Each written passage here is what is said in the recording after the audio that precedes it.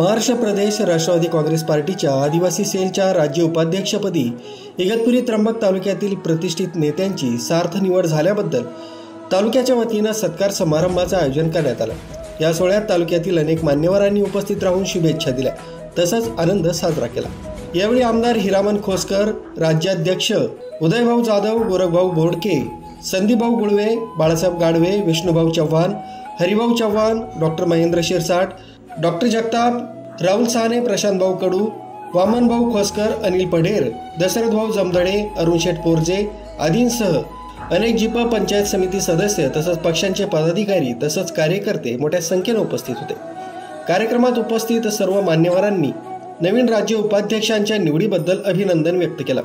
तसंच आगामी काळात त्यांच्या नेतृत्वात आदिवासी समाजाच्या हितासाठी मोठं कार्य होईल असा विश्वासही व्यक्त केला। हा कार्यक्रम स्नेह, एकात्मता आणि पक्षनिष्ठा यांचं प्रतीक ठरलाय।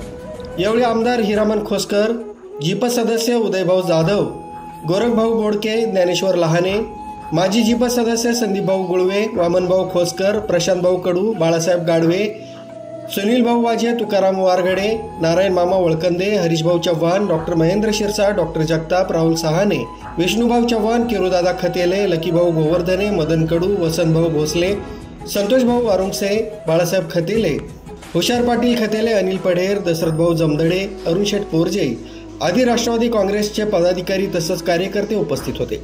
राजू देवळेकर, न्यूज 7 मराठी, इगतपुरी।